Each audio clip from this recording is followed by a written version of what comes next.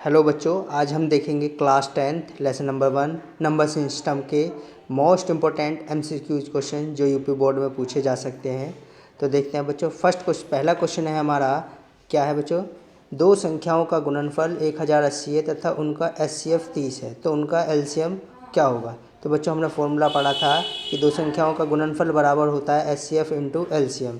तो उसके अकॉर्डिंग बेटा हमारा जो LCM निकलेगा वो निकलेगा 1080/30। तो इसको अगर हम डिवाइड करते हैं तो बेटा आंसर हमारा निकल के आता है 36। तो ऑप्शन नंबर हमारा ए बिल्कुल करेक्ट, ऑप्शन नंबर सी हमारा बिल्कुल करेक्ट हो जाएगा।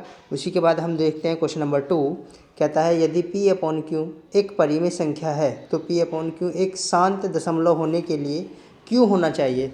तो बच्चों हमने पढ़ा था शांत दशमलव के लिए क्या जो हमारा क्यों होता है, यानी कि जो हर होता है वो 2 की पावर n या 5 की पावर m के रूप में होना चाहिए। तो इसके अकॉर्डिंग हमारा जो ऑप्शन नंबर हो जाएगा बच्चों वो फर्स्ट करेक्ट हो जाएगा।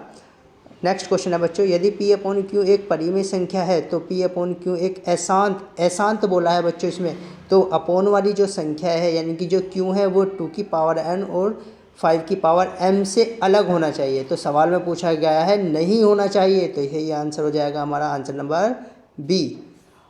नेक्स्ट क्वेश्चन है, यदि P तथा Q दो अभाज्य संख्याएं हैं तो उनका HCF क्या होगा? बेटा अगर अभाज्य संख्याएं होती हैं तो उनका जो HCF होता है वो हमेशा 1 होता है। एक अभाज्य संख्या के कुल गुणनखंड कितने होते हैं बच्चों? 2। एक तो वो खुद की संख्या होती है और एक होता है, तो इस तरह से उसके दो अभाज्य गुणनखंड केवल 2 होते हैं। किसी पूर्णांक m के लिए प्रत्येक धनात्मक सम पूर्णांक का रूप होता है। बेटा इसमें हम m के स्थान पर 1 2 3 रख कर देख लेंगे, तो सम की बात की गई है तो ऑप्शन नंबर सी सही हो जाएगा हमारा। नेक्स्ट क्वेश्चन है बच्चों, किसी पूर्णांक n के लिए प्रत्येक धनात्मक विषम पूर्णांक होगा। तो बच्चों इस सवाल में भी हम n बराबर 1 2 3 रख कर देखेंगे, तो इसका जो आंसर हो जाएगा बेटा वो हो जाएगा option number D 2n+1। Next है बेटा, यदि दो धनात्मक पूर्णांक a और b a बराबर x की पावर 3 y² तथा b बराबर x y की पावर 3 के रूप का में व्यक्त किया जाए, जहां x और y अभाज्य संख्या है, तो HCF बताना है बच्चों हमें a और b का।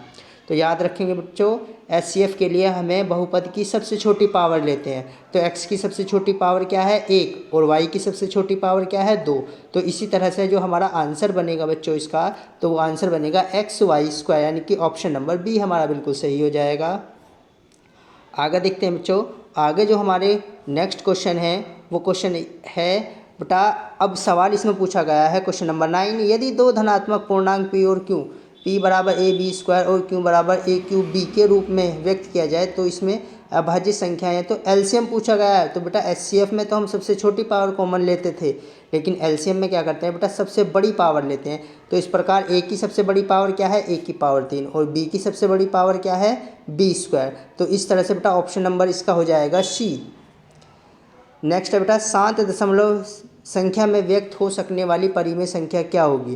तो बच्चों अभी हमने ऊपर पढ़ा था कि केवल जो नीचे वाली संख्या है हर वो 2 और 5 से कटनी चाहिए, जो 2 और 5 से कटेगी वही संख्या शांत होगी। तो इस तरह से बेटा जो हमारा ऑप्शन नंबर होगा, ऑप्शन नंबर हमारा जो इसमें बनने वाला है वो ऑप्शन नंबर बनेगा हमारा बच्चों सी सही है, क्योंकि 3125 2 और 5 से ही कटेगी।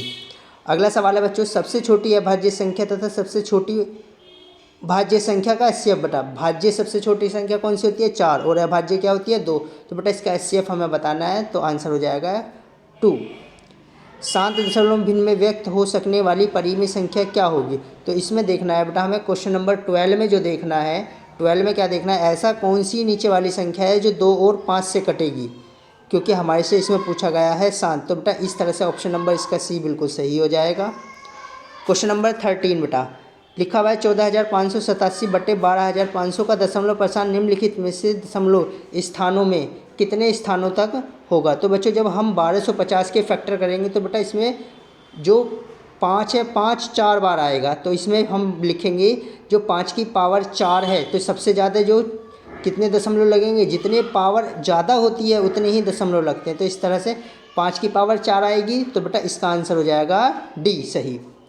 यदि a वह b सह अभाज्य संख्याएं तो उनका LCM क्या होगा? बेटा वो हमेशा उनके गुणनफल के बराबर होता है, यानी कि ऑप्शन नंबर डी सही हो जाएगा। एक शून्योत्तर परिमेय संख्या और एक अपरिमेय संख्या का गुणनफल होता है बेटा सदैव यह, एक क्या पूछा गया, एक तो परिमेय संख्या और दूसरी है क्या सी बेटा अपरिमेय संख्या, उनका गुणनफल। जैसे कि हम कर दें 2 इंटू रूट 2, तो क्या आएगा बच्चों 2 रूट 2 आएगा। ये क्या है, एक क्या है, ये एक अपरिमेय संख्या है। तो इस तरह से बेटा इसका जो आंसर हो जाएगा वो बिल्कुल फर्स्ट वाला सदैव अपरिमेय संख्या होगा। आगे देख लेते हैं बच्चों। इस तरह से अगला जो सवाल है हमारा बेटा वो कुछ इस प्रकार से है, लिखा हुआ है बेटा निम्न परिमेय संख्याओं में से कौन सी का दशमलव प्रसार शांत दशमलव है। तो बेटा इस तरह से अब हम शांत देखना है, तो शांत में हमने पढ़ा था नीचे वाली जो संख्या है वो किससे कटनी चाहिए, या तो वो 2 से कटनी चाहिए या 5 से। तो बेटा एक ऐसा ऑप्शन है हमारा, कौन सा ऑप्शन है बेटा, एक तो ऐसा है हमारा सेकंड ऑप्शन है और दूसरा कौन सा है बेटा लास्ट वाला। तो इस तरह से हमारा ऑप्शन नंबर बन जाएगा बेटा डी सही हो जाएगा। सवाल नंबर 17 देखो बेटा 3.25 बार है, यह एक क्या है। तो जो इस तरह से जो 17वां क्वेश्चन है बेटा हमारा वो इस तरह का है हमारा कि जैसा कि बेटा अब इस संख्या का जो ऑप्शन नंबर होगा हमारा, जो ऑप्शन नंबर इसका सही होगा वो होगा एक परिमेय संख्या। सबसे न्यूनतम संख्या जिसमें 1/3 को गुना करने पर इसके दशमलव प्रसार का दशमलव 1 अंक के पश्चात समाप्त हो। तो बेटा यानी कि ऐसी कौन सी संख्या है जिसमें हम 1/3 से गुना करें और 1/10 बचे। तो बेटा एक ऐसा ऑप्शन पहला ही है केवल। आगे है बेटा क्वेश्चन नंबर 19, यदि 2 परिमेय संख्याओं का एचसीएफ और एलसीएम समान हो तो वे संख्याएं कैसी होती हैं। तो बच्चों याद रखेंगे वो संख्याएं हमेशा समान होती हैं। क्वेश्चन नंबर 20 है बेटा यदि 2 संख्याओं के एचसीएफ और एलसीएम का योगफल 1260 है तथा उनका गुणनफल एचसीएफ से 900 अधिक है तो संख्याओं का गुणनफल क्या होगा। तो बच्चों इस तरह के सवाल में हमारी सबसे पहले हमें 2 इक्वेशंस बनानी पड़ेंगी। ये कह रहा है एचसीएफ जो है वो एलसीएम का योग यानी कि H + L कितना बनेगा बच्चों 1260 बनेगा। दूसरा कह रहा है बेटा जो एलसीएम होगा वो होगा हमारा 900 + H होगा। तो इस तरह से बेटा 2 समीकरण आ गई। दोनों समीकरण को जब हम सॉल्व करेंगे तो दोनों की गुना करेंगे तो बेटा जो इसका ऑप्शन नंबर होगा वो बी बिल्कुल सही हो जाएगा। नेक्स्ट सवाल है बेटा अब हमारा क्या कहा जा रहा है कि हर के 2m × 5n के रूप के आधार पर ज्ञात कीजिए कि 1458/1200 का दशमलव प्रसार कितने स्थानों तक होगा।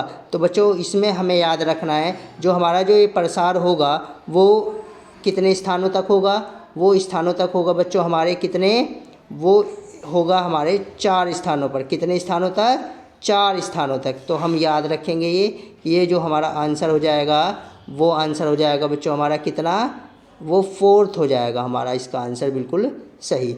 तो इस तरह से जो इसका आंसर होने वाला है बच्चों वो 4 है। तो बेटा ये फर्स्ट लेसन के हमारे कुछ इंपॉर्टेंट MCQs क्वेश्चन थे तो जो आपके बोर्ड एग्ज़ाम में आने की संभावना है। तो आप इनको अच्छे से एक बार देख लें, जो हमने बताया उसके अकॉर्डिंग इनको देखे कर कोई प्रॉब्लम हो तो हमें कमेंट ज़रूर करें। Thank you.